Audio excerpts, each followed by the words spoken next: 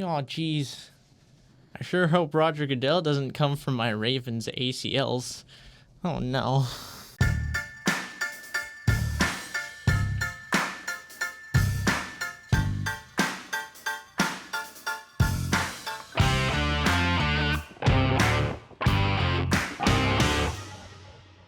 Welcome back to the James and Dame Show. I'm Josiah. And I'm Will.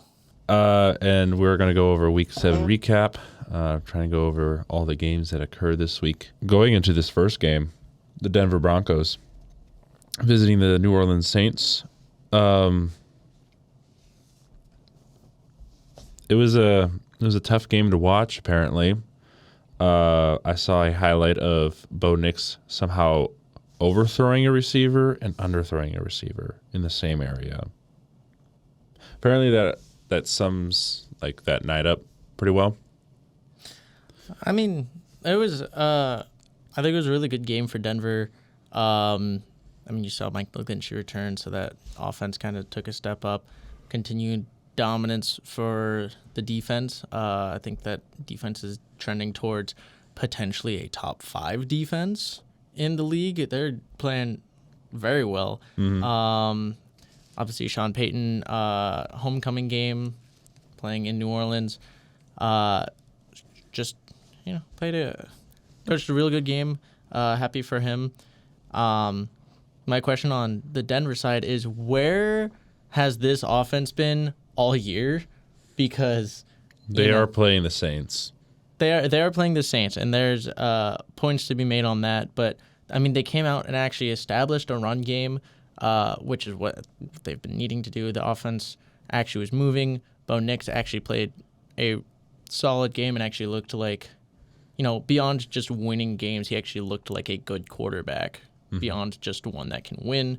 So, Denver, obviously dominant, and there's a lot of pieces to acknowledge on New Orleans' side that have been injured. They were missing Derek Carr, Chris Olave, Pete Werner, some other pieces as well, and then losing Shaheed to season-ending surgery from the injury from the Falcons, and then obviously during the game lost Paulson Adebo. He was carted off, and he will also miss the rest of the season. So, yeah. So do you think the Saints will actually tank this year, or do you think they'll somehow get back to 500? I think they're going to try, and I think they're going to end up mid as we expected. I don't think it's going to happen the same way we thought it was. I think it's going to be, we're just going to see a very injury-ridden team be the shell of what they could have been. You might actually see some growth.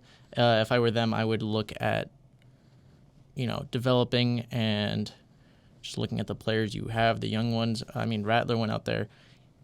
He wasn't great, but he was solid. I think he's developing. I think it's a step further from where he was last week. But yeah, coming off of your 5th straight loss, you're kind of in shambles, and I don't know how you put that together to make a playoff run. Mm-hmm. But they'll keep pushing for it. On the positive side, Alvin Kamara, he did get paid for another 2 years. I don't remember what the total was, but it was somewhere, I think it was like 27 million a year for another 2 years. So he'll still be around. Next, we have the Patriots versus the Jaguars, the London game. London. I think this is kind of what we expected. Obviously, again, Jaguars playing in London. They had an extra week of being there. It's they're also pretty good in London. I don't think anyone was really surprised. Patriots are kind of going through it right now. Looking at the Jaguars side of things, slow start. I learned that a lot of teams started with a 10-0 lead did not tend to hold that very much this week. I noticed a lot of those that didn't hold. Yeah. There was quite a big day for Tank Bigsby.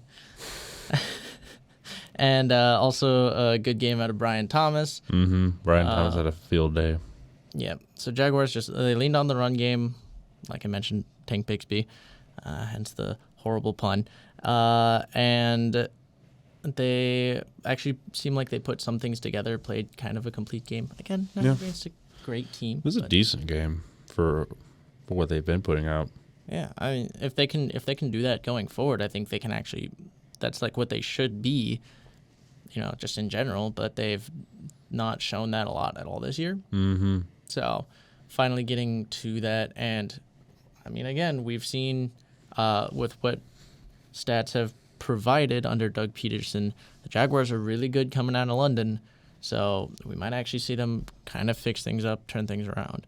Who knows? We'll see. Looking at the Patriots side of things, though. What was it?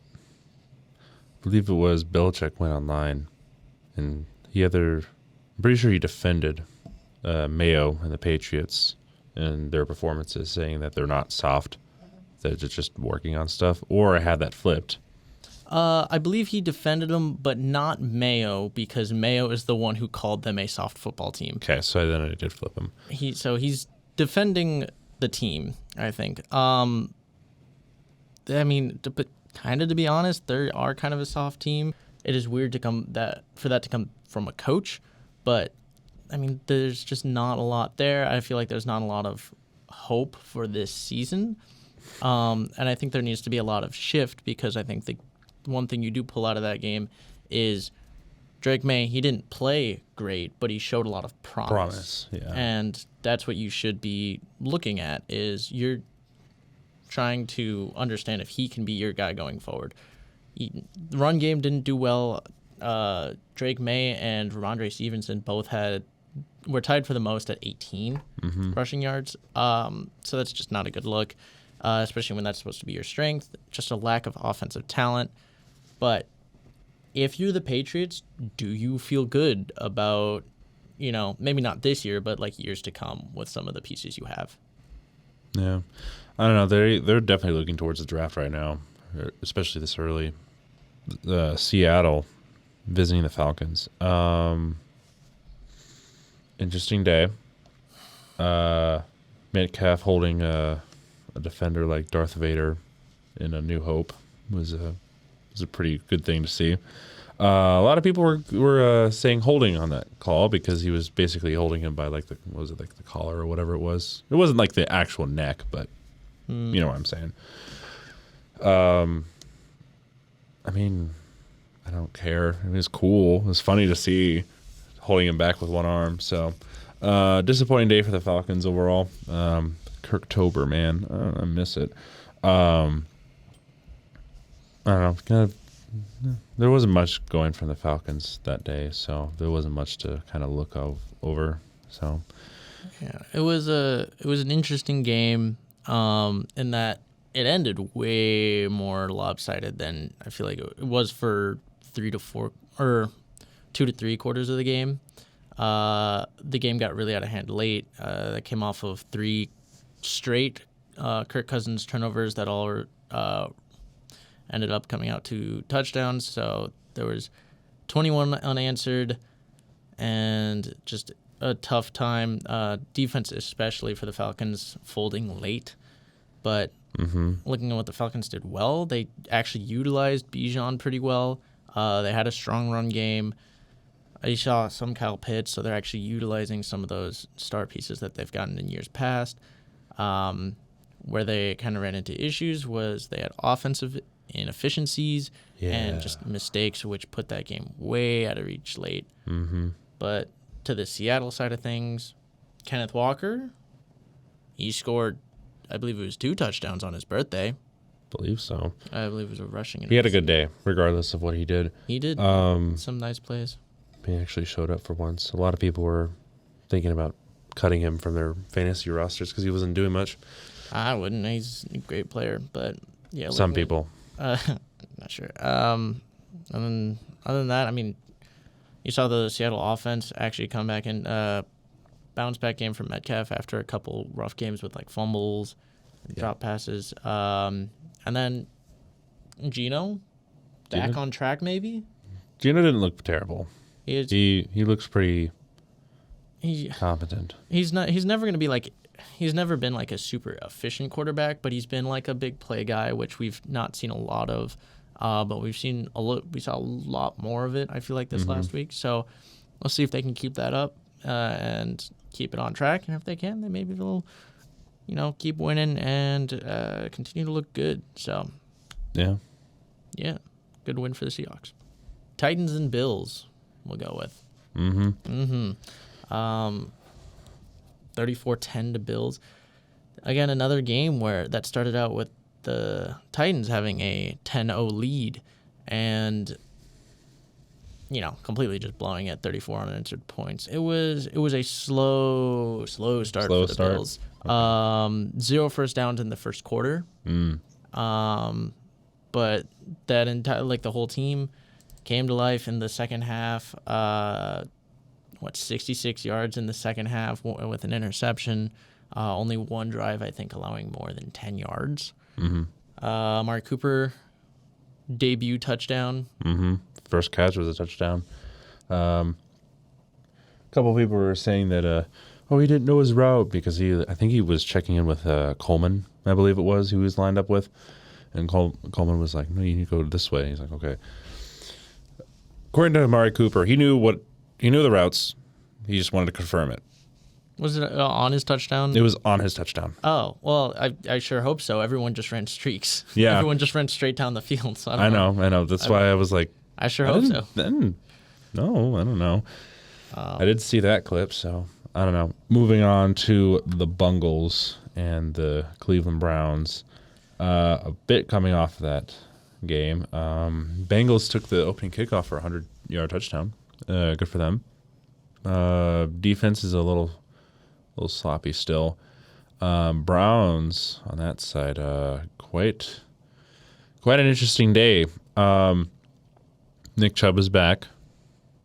That's like the only good thing that came out of that. Well, depends on who you are. So Deshaun Watson got carted off the field. I believe it was a ruptured Achilles. Thank you. Went down, carted off the field, and I've seen several different perspectives. Some people booing, some people cheering. So yeah. It was Jameis Winston got his start that day.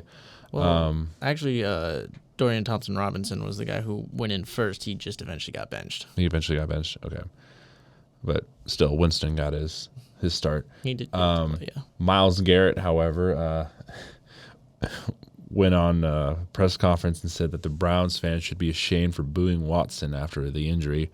And I think at one point he said he was a decent man. So I don't know about that one, Myles Garrett. I know he's a teammate, but it depends on what you look at. Cleveland right now. That might be your out with Deshaun Watson. That might basically sum up his tenure. With it being another season-ending injury, and that I think it's time to move on from him. I mean, for obviously. We've been saying that in multiple reasons for saying that, but I think I don't see them coming back and trying to make that work. So right now, I think you are kind of playing for promise. You're just trying to find something to build around going forward. Maybe test out DTR, see if he can grow and become the guy you need, or see if you need to look to the draft. But not really anything. You're not playing for much this year. You're trying to evaluate essentially. And yeah, Bengals didn't look pretty. Your offense, 0 offensive points in the first half and 0 third down conversions. Texans and Packers. I didn't get to watch a whole lot of football this weekend. I did get to see some snippets and everything. Stephon Diggs getting into a confrontation with Jair Alexander before the game. There's always been a history between those two, so that was bound to happen. Packers squeaking by with a game-winning field goal? Is that what it was? It was a 45-yard game-winning field goal from Brandon McManus in his Packers debut, which was led by a Jordan Love 2-minute drive. So good game. There was a lot of solid defense in this game. I think people were expecting a little bit more offense because, I mean, we know that both the Packers and the Texans have the capability to have really high-flying offenses. Yeah. But Packers got a lot of pressure on Stroud. Josh Jacobs getting his first receiving touchdown in his career, which was interesting. And then looking at Houston, I mean, this will put this game into its perspective. Houston had 16 points off turnovers, all in the first half. So Brett Favre 2.0 continues his reign. Next, we have Dolphins versus Colts. The game that I don't think anybody watched. No offense. In the sense of that there wasn't much. I mean, I saw the score. I was like, oh, that was probably not a fun game to attend or be streaming. It was quite the ugly game. Obviously, Miami continuing not to be able to move the ball, not do anything on offense. And then to make things worse, Tyler Huntley exited the game in the third quarter, replaced by Tim Boyle. Tim Boyle. Lovely. Tim Boyle. Great. So it was, especially on defense, kind of both teams playing well. But, I mean, you have the bad defense of the Colts playing against the bad offense of Miami. Just not much going on there. I did hear that Tua is looking at returning at some point this season, but he will not have a guardian cap because that's his personal choice. Yeah, that doesn't really surprise me. They look goofy. Well, I was just going to say more so because I feel like he would have gone into the year with it. And he also, if he was really that concerned, he probably also would just retire. So I think he's kind of just like, I'll be fine. Hopefully we don't get another Antonio Brown 2.0. Anyways. For Miami, is this your moral low point of Probably. the year? This is probably the low point. You're so little hope, I feel like, in Miami right now. And Indianapolis, Anthony Richardson came back. He was very slow to start, very inefficient, but he ended off 5 of 6 to kind of end and win that game. Win the game. So, kind of hoping that you can keep that drive and you come out with definitely a win that you should have had. So, congrats, I guess. Moving on to the North, however, the Detroit Lions visiting the Minnesota Vikings. Very close game. Another game-winning field goal kicked by Jesse Bates. Not Jesse Bates. Not Jesse Bates. Jake Bates. Jake Bates, not Jesse Bates. Oh my gosh. Jake Bates.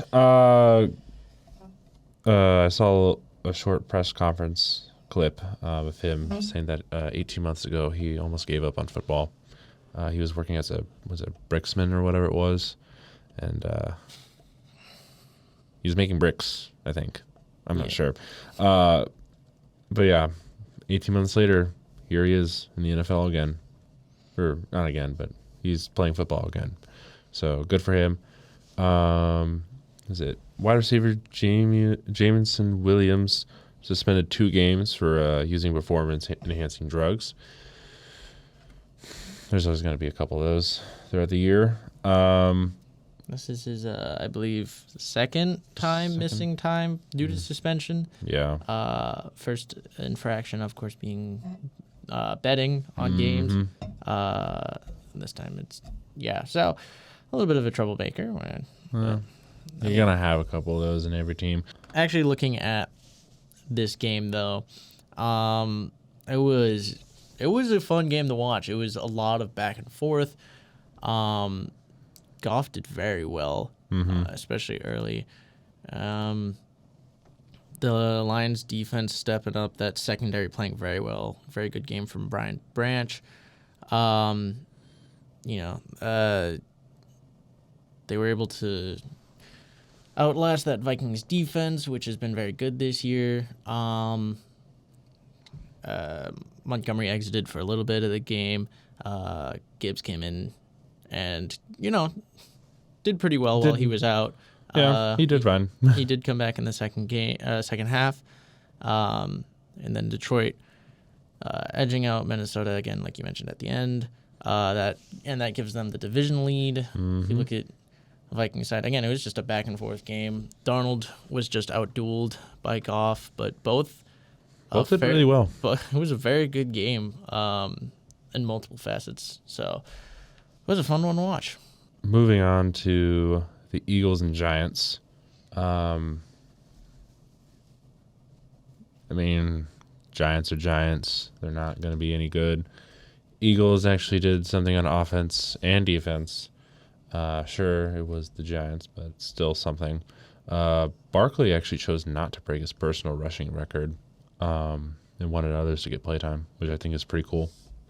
There's also I don't know. It wasn't much, but apparently there was some talk about how cornerback Deonte Banks from the Giants giving up and not actually putting a whole lot of effort into the game. There was a video of him there was a video of Jalen Hurts running, and Banks was right behind him and didn't fully commit to it and kind of gave up, according to certain people. So he had to go on, I think it was like a press conference, and said that that it wasn't him giving up. It was just he didn't have the edge or whatever it was, or it was something else. It wasn't him giving up, according to him. So yeah. Oh well.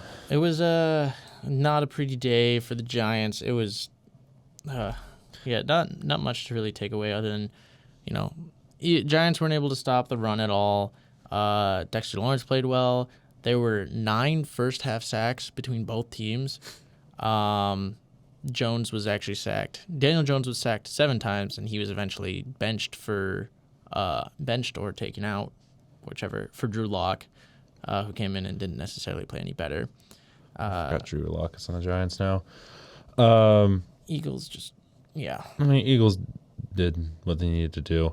Also, Barkley currently has more touchdowns in MetLife than Daniel Jones does. Good game for the Eagles, and especially Saquon Barkley with 176 yards and a touchdown in his homecoming return, which is, in fact, my first set of flowers. Just having a good game. He was just having a field day. He didn't even take all the snaps like you mentioned. No. He wanted shared other people.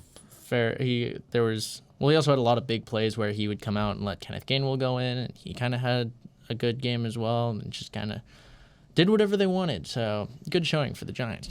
We have the Las Vegas Raiders and the Los Angeles Rams playing each other. Yeah, the Rams won that game. What was it? It was not a fun game No, to watch.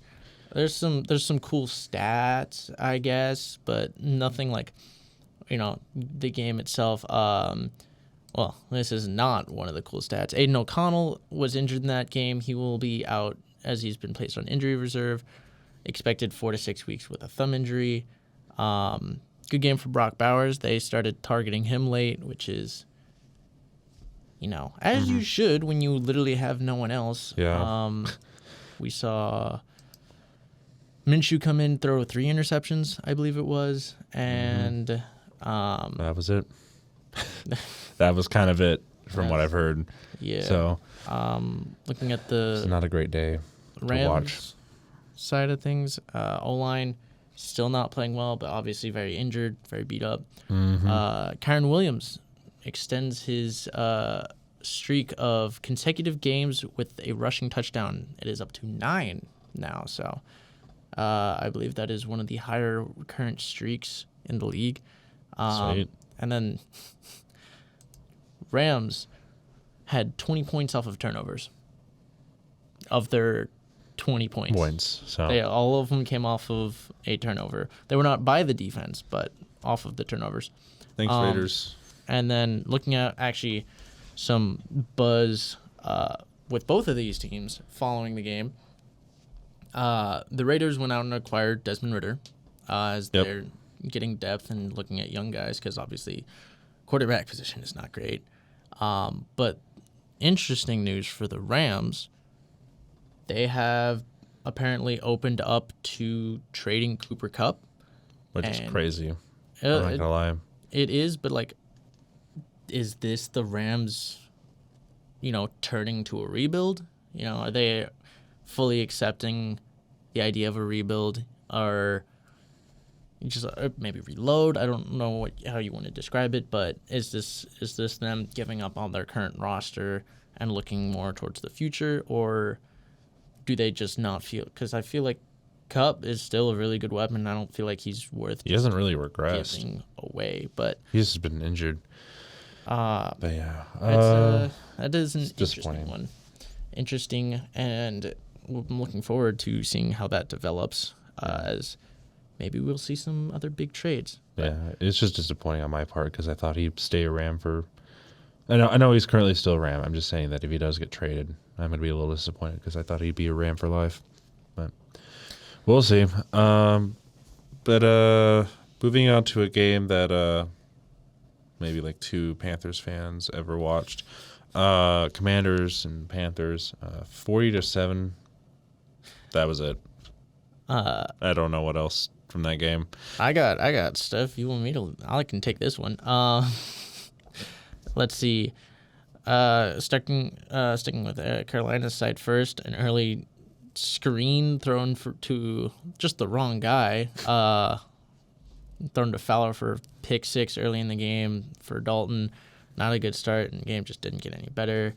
The first big play they had was the top of the 4th, and that set up the only touchdown of the day for Hubbard. Mm-hmm. But looking at the more eventful side, which is just the Commanders in general, Jaden Daniels suffered a rib injury late in the first.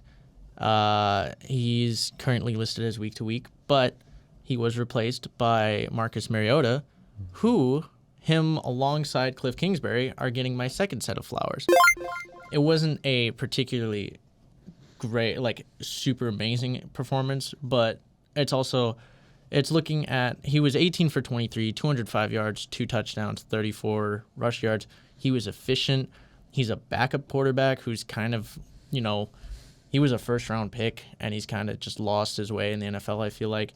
And there's a reason why he's getting it alongside Cliff Kingsbury, which is that it's just to show that Kingsbury and what he's doing with that offense is phenomenal. Mm-hmm. He's not, his head coaching tenure is not representative of what he can do on the offensive side of the ball. Yes. And the offense for the Commanders has really came together, and a good performance out of Mariota.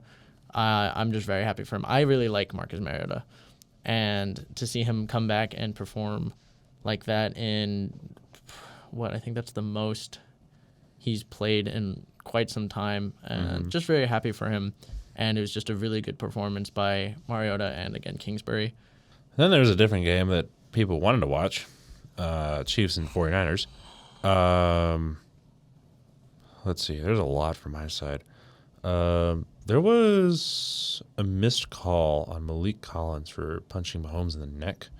If the refs did see that, he'd be carted off, executed, and no more football for the rest of the game.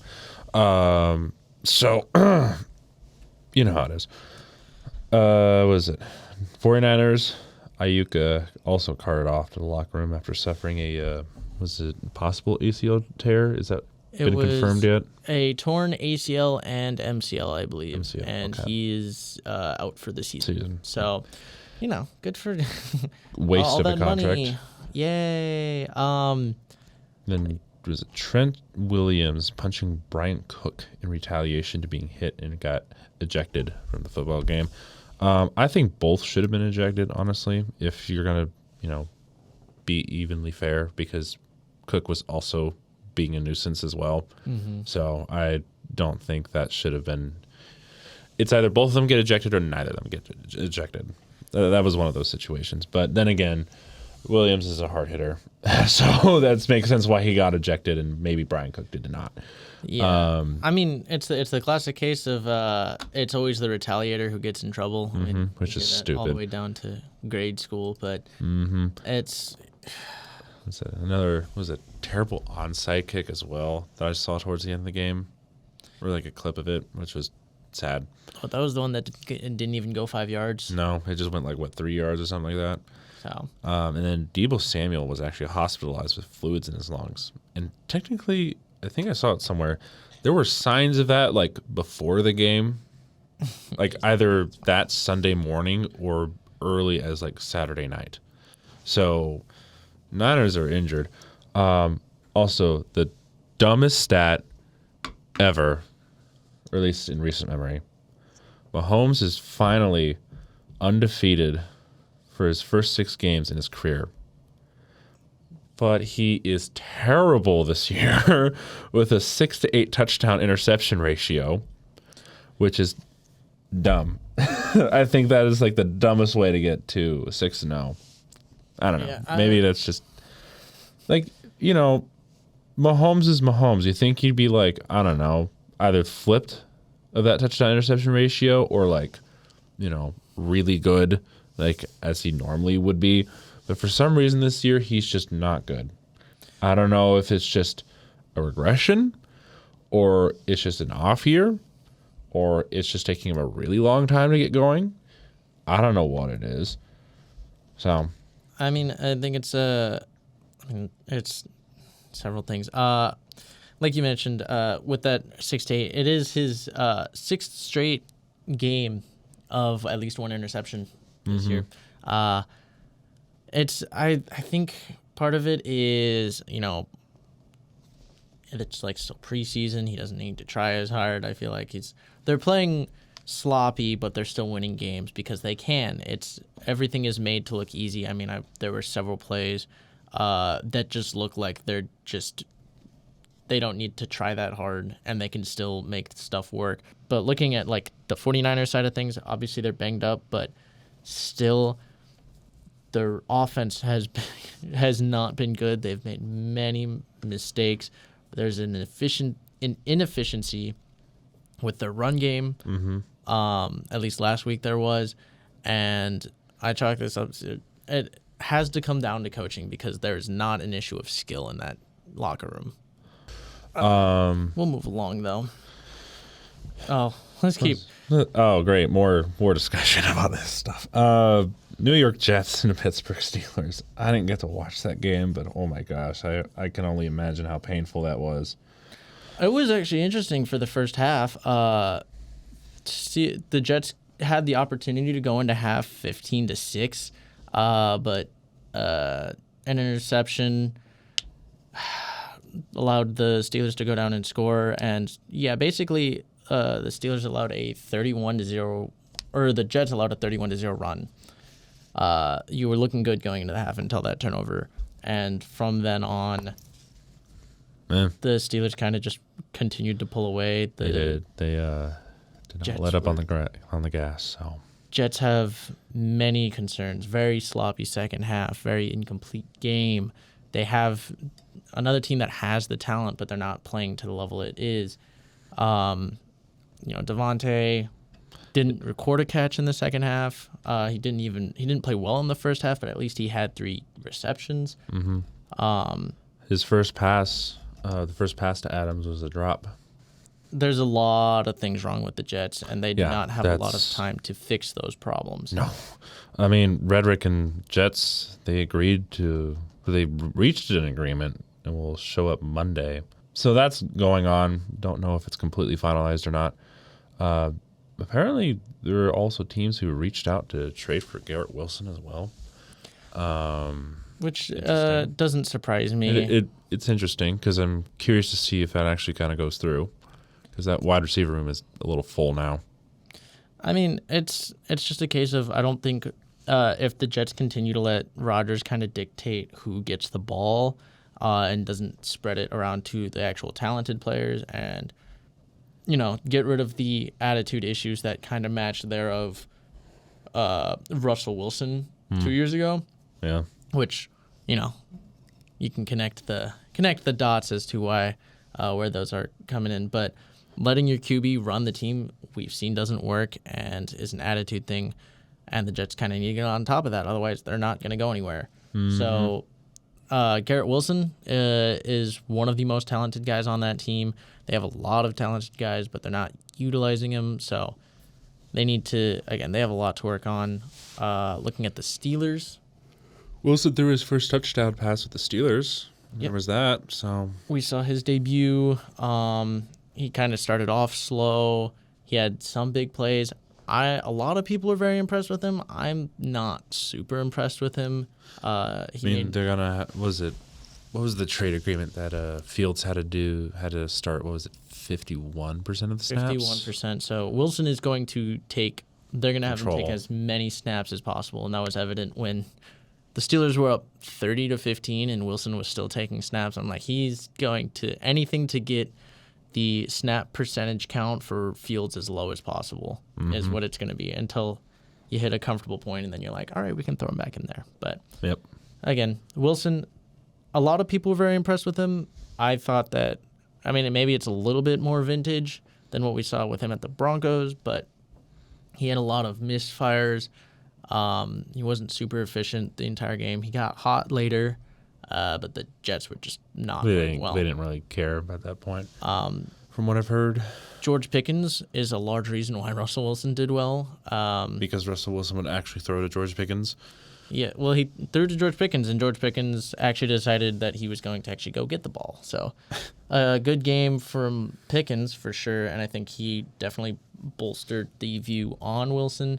There were some throws that were not necessarily where they should have been, but Pickens on 3 occasions that I can think of went and got it anyways. So definitely very good game for Pickens, and he and Najee. There was a lot that they did well, mostly just because the Jets kind of let them. The talent level for the Jets is not there equal to their play, but it was just bad game to watch by the end. 2 Monday night games. First one being the Ravens and Buccaneers. Evans and Godwin going down in an that was rough to see. Quick recovery for both of those players because, Yeah, well, it unfortunately will not be. Evans is expected to come back after their Week 11 bye. He had suffered a hamstring injury, and Chris Godwin is expected to miss the rest of the season. With a horribly dislocated ankle. And a very unnecessary injury because they were down 10 with under a minute left in the fourth. So that's gonna result in some questions. But that head coach needs to go. But yeah, positive note: 100 career receiving touchdowns for Evans. Tampa Bay got off to a quick start, but Ravens took over that, especially in the second half. Because it went into halftime 17-10. Ravens just stomped all over the Buccaneers in the second half. I will say that my third set of flowers does go to a Raven, but can you guess which one? Because there are so many that it could have gone to. Bateman. Wrong. Good point, though. Rashad Bateman had a very big breakout game, 121 yards and a touchdown. Very good game for him. Justice Hill his stats were not as impressive as his actual gameplay. He was making big plays left and right. Derrick Henry, 169 yards on the ground. Pretty good game too. But my third set of flowers does go to Lamar Jackson. He had 5 touchdowns, 333 yards in the air and on the ground. He was just working magic. He's just, and that is as the aforementioned conversation, he is the new favorite currently, betting favorite for MVP yet again. It makes sense. He's playing better than he did last year currently, and a lot of it is, again, Derrick Henry really helps to have back there. And I feel like on the same page with Lamar. Is like, if I'm Lamar, I don't care about winning another MVP. Like, it'd be cool, but you gotta win something at this point. He wants to win. If anything, I would rather Derrick Henry win MVP. Yeah. Is he? Who knows? Another really big rushing game, so we'll see what happens there. But yeah, the Ravens pulled away. I believe it was at 1.41 to 10. They did let up later in the game, but not enough for that to actually really get scary. So Nope. it was a very good game, and the Ravens streak against NFC teams continues. Moving on to Chargers and Cardinals, the last game of the week. This was a It was game. a sloppy one. I didn't really watch this one. I watched the Buccaneers and Ravens game. That was a better one to watch. Yeah. For many reasons. Chargers, I feel like they didn't stick to their game plan. No. Their traditional one at least. Herbert had 349 yards. They didn't run the ball very well. A lot of their passes went to the likes of their tight ends. Will Dissly had a very good game. But they weren't able to finish drives. 0 offensive touchdowns. And that kind of I think that's kind of what threw the game away for them. Mm-hmm. Looking at the Cardinals side of things, not much to talk about. Kyler had another really big run. Mm-hmm. I love tiny man run fast. Yeah. And as it has been the rest of the year, James Conner kind of dictates if that offense actually moves or not. So Yeah, it's normally what happens.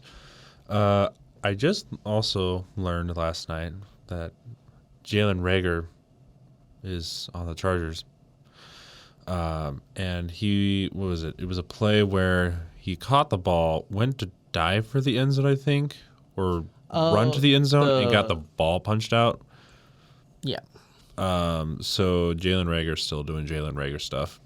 Yeah. So that was I don't believe it was an actual dive. I believe it was I think he only caught and turned. Ball got punched out. I thought it was going to go out of bounds, but I don't remember who it was, but one of the defenders recovered it and ran through the back of ran through the end zone though. The ball went to the end zone and went out of bounds.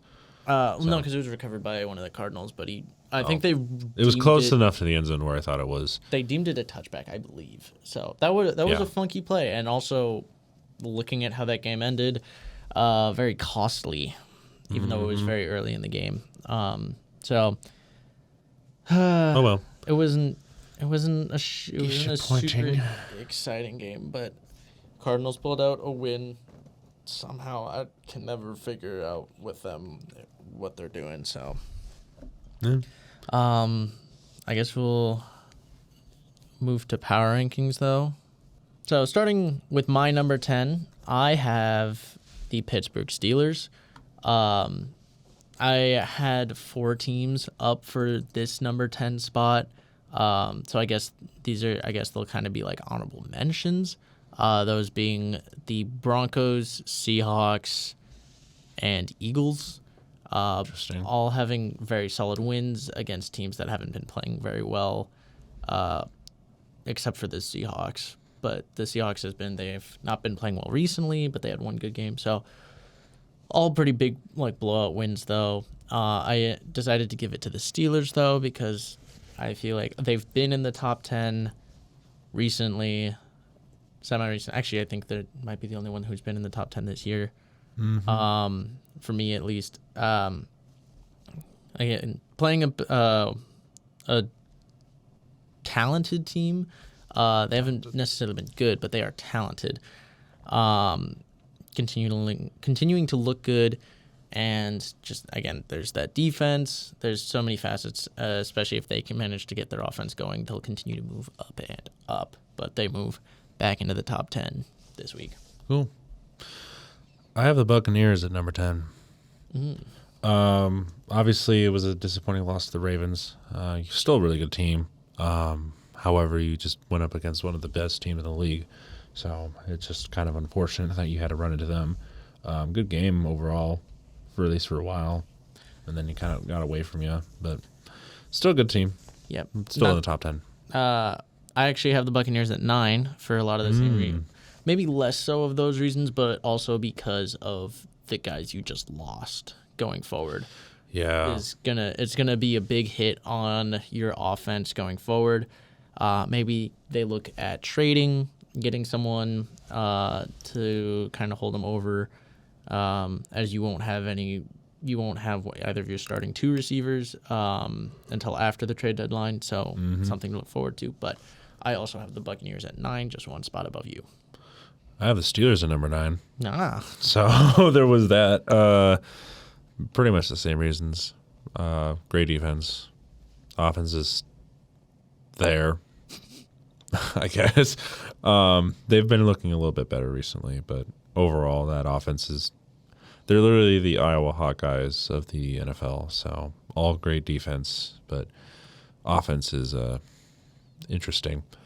But yeah. Agreed. Just a little flipsy do there, but I personally, I think the Buccaneers should be higher, at least going off of that, but we'll see how that changes going forward. Number 8, I have the Buffalo Bills.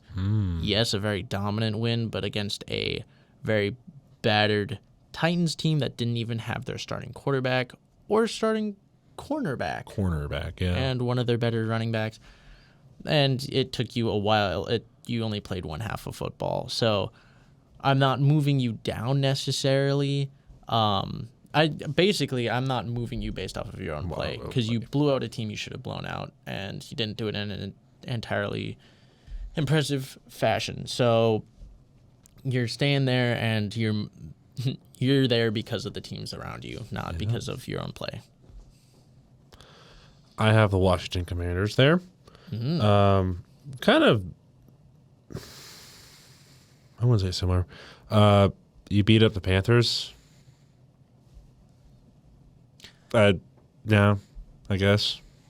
Yeah, they did beat up the Panthers. The difference for me because I have the Commanders higher, which I'll get to in a minute. But reasoning why I have them higher and not as low as 8 is because you managed to beat up on the Panthers without your star rookie quarterback, and you still made your team played very well as a whole, and you just embarrassed a team. Again, without your starting quarterback, you wouldn't put in a guy who hasn't been a starting quarterback for years, and he still far outperformed and had a great week. And I think that just speaks numbers, and I just struggle to see why they should be as low as 8, especially with, obviously there are reasons when we get up higher. Yeah, I think they should be higher, but regardless, I'll move on to my number 7. You might not like this one. I have the Texans. Lost to a good Packers team.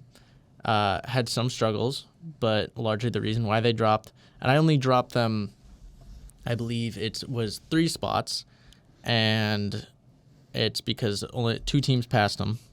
Actually, 3 teams technically passed them. They dropped 2 spots, and 2 teams passed them. And one of them has a really good reason.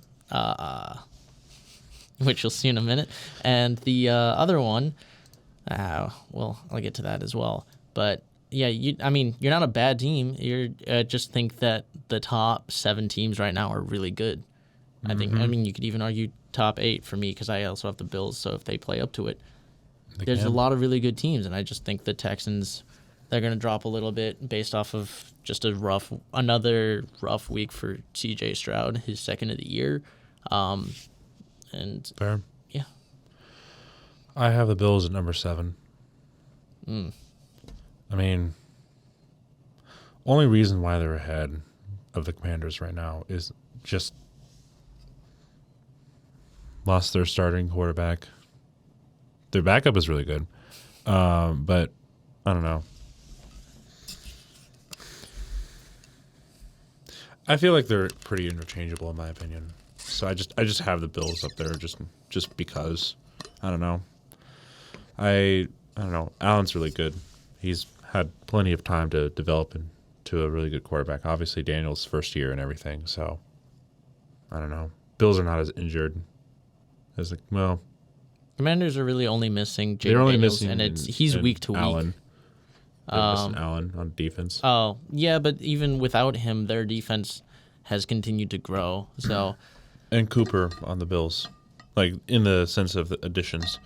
So that might help that offense. So that's why you hope. But And again, I mean, I'll get around to them when I get around to them. But moving on to my number 6, very clear reason why they're above the Texans is because they just beat the Texans. It's the Green Bay Packers. Played, again, very good game. Their defense continues to look very good. I'm very happy with I love what they've done over the course of the year. Obviously, they made the DC change over in the offseason. I think it's turning out well, but just some of the additions you made, I really like how they're looking. Really key pressure on CJ Stroud really helped that game. They look to be getting better and better, and these games are, I mean, again, it's kind of coming down to these turnovers from Jordan Love. If he can minimize those, I think they continue to move up and up. But if he can't keep it in control, they'll move down.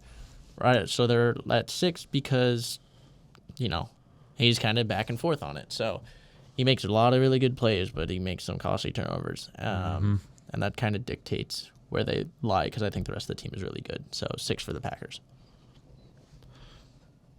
Number 6, Texans. Nah. I think I see what's happening between our power rankings. So Texans are number 6. Pretty much for the reason they lost to Packers. Really close game. I mean, both sides played really well. I'm just going to say this anyways. Number 5 is Green Bay Packers. I mean, they're just there. I mean, the Texans they were above the Packers in my previous power rankings, but the Packers actually, I think they jumped in my power rankings from last week. I think they were like number 10 or 9. They're now at number 5. Yeah. So they're up there. So beating very impressed from both teams. It's just unfortunate that one had to lose that game. Yeah. So my number 5 is where things might even out a little bit. I have the Commanders. Again, just playing a complete game even without your starting quarterback just shows how good that team is.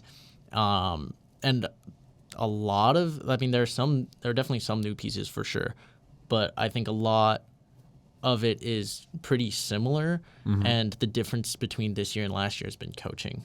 Yes. And I think the coaching has come in and done very well. Yes. And that's why I have them so high, is because they're able to take these guys who clearly have good talent and actually utilize them well.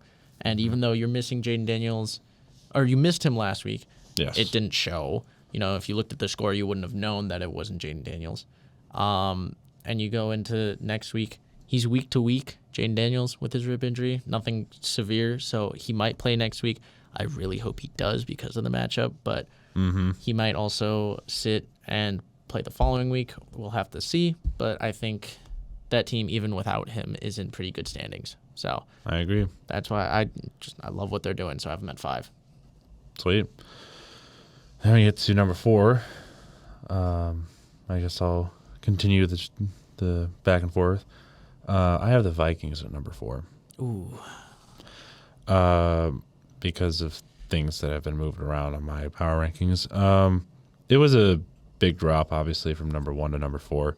Still a really good team. Like there's nothing bad about them. It's just the reason why the top 3 are the top 3 is because they didn't lose. That's so I mean, that's the only reason why they're down at number 4 right now. That's fair. It's a hefty drop. I feel like it's a little bit more. It's not as much as I win. I win a little bit less on the drop. I'm more impressed about the other 3 teams than I am the Vikings. I mean, very close game. Same thing with like the Packers and Texans. It's just unfortunate that one had to lose. It is very fair. 4 is not the team I feel like it should be, but because of the points that I stand behind, it has to be. And also, you've reaffirmed that it maybe shouldn't be. I have the Ravens at 4. They've played again. Okay. Obviously, they're playing very well, but they have those concerns. Sometimes the defense lets up, especially later in the game. They have their struggles sometimes. If the Ravens' offense is on, they're very, very scary. Yeah, they're very scary. Yeah, I really like them. Obviously I like them, but I have them at 4 just because the teams above them. It's hard to make a claim, at least me personally, trying to put them in the top 3 without it just being purely bias. Because I feel like the teams above them should be there. Obviously, you mentioned the Vikings, who was actually my number 3. I didn't drop them as far because you lost to the team that I had last week at number 3, which was the Lions, and it was a close game. Yeah. A close, very good game. So I'm not gonna drop off a lot of points for you losing to a top 3 team in a close game. Mm-hmm. So Vikings stayed high, and I couldn't. That's part of the reasons why I have the Ravens at 4 is because I feel like the Vikings still are a top 3 team. There's a lot of teams I think that are worthy of top 3. It's tough. So I keep Vikings at 3 and Ravens at 4. Ravens are number 3 for me. And this is not from a biased perspective. They've been impressive, especially on offense. They've very much improved from last year. They also have, a great running back in Derrick Henry to run that offense on the running game, and Jackson doesn't have to do everything. So it's good to see that kind of a team kind of develop. Yeah, obviously concerns on defense, letting up on the pedal a little bit towards the end of the game. But other than that, that's kind of like the major thing to fix. But other than that, they're a pretty solid team overall. So I don't see them being lower than a 3, honestly, right now. It's just tough. It's a very tough and competitive. It's very tough and competitive towards the top. I will say I think the Ravens right now are one of. I think if you pick 3 teams as teams to beat, I think Ravens could take the Vikings spot after this last week. But definitely, it's tough to fit that down to 3 teams because I feel like there's at least 4. But moving on to number 2, this is where I break it a little bit. I have the Chiefs at number 2. They didn't move. They beat a 49ers team, but I feel like a lot of that was the 49ers not showing up and kind of beating themselves. Injured as well. Again, you make it look really easy, and I think it's hard to respect a team. I feel like it's hard to give them the respect when you watch because they play so sloppy. Mm-hmm. But they're still winning. They're still games. Really, and this they're one still was good. This one was comfortable. It was a comfortable win. Yeah, and it wasn't like the first 4 weeks. Yeah, so it's tough to drop them. I mean, it's easy, but also tough because when you look at how they're actually winning, they're doing it with the mistakes. They can play sloppily and still win games, and it's frustrating. Mm-hmm. But they're still up there. I don't have them at 1 because they are not playing the best, but they are clearly talented enough and well-coached enough to be the last undefeated team remaining. So 2 for the Chiefs. 2 for the Chiefs, and I believe we can both agree on that because I also have the Chiefs at number 2. Last remaining undefeated team. That defense is really good. Mm-hmm. That's like the only reason why they're undefeated, honestly. I'm gonna give them their props. That's probably the only reason why they're undefeated right now. Well, that just Mahomes coaching is really interesting. Mahomes is terrible this year in Mahomes standard for the last few years. That offense is injured, pretty injured. Sure, you have Juju Smith-Schuster, but very scary. Yeah, he won a ring, but with the Chiefs. Yeah, with the Chiefs, but Juju is not that great of a wide receiver. No offense. But they know how to use him. They know how to use him, so he deserves it. Just credit to how good the Chiefs are. Travis Kelce has been booty this year. I have him on fantasy, and he's not done anything whatsoever. He's had some big plays and everything, but he's just not done a whole lot. No, good game for Noah Gray, though, this last week. Noah Gray did pretty decently. I'm surprised and glad to see him getting some reps. But I guess to cap it all off, I believe we both have the same number 1, and that would be the Detroit Lions. Yep. There's what? They did it. They managed to go fuck it, we don't need Aiden Hutchinson, and put out a great defensive game, good offensive game.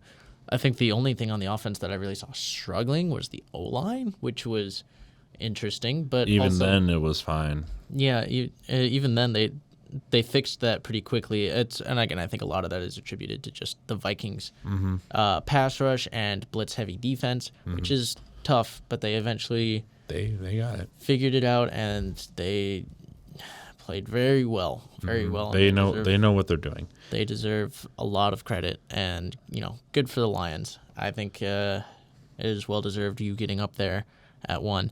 I think you're gonna have to continue to fight to keep it, especially with how missing some pieces on that defense. You got to fight to keep that spot. You have it this week, but you got at least 3 teams right behind you looking for that same number 1 spot. So Indeed. you gotta, maybe 2. I feel like 1 isn't really fighting right now. They're just like, we have until January. Yeah, this is a preseason for us, man. So Wish it wasn't that way, but here we are. that wraps Oh up well. our power rankings. A lot of consensus, even though we do this literally on our own. We literally make our own power rankings. I don't talk to him outside of this. We don't speak to each other. No communication. We just come in and say, "You good to record?" Yep. Then we arrive. Yeah, you assume we actually like each other outside of this. Hate each other. I fucking hate this guy. Um, Anyways, But that does wrap up our Week 7 recap as we look forward to Week 8 and hopefully another good week of football. Yeah, I think we hit some very good points. I feel very good about this. Good power rankings, good recap, fun week of football. I'm hoping to watch more this next weekend. Yeah, absolutely. Supposedly, So, we shall see.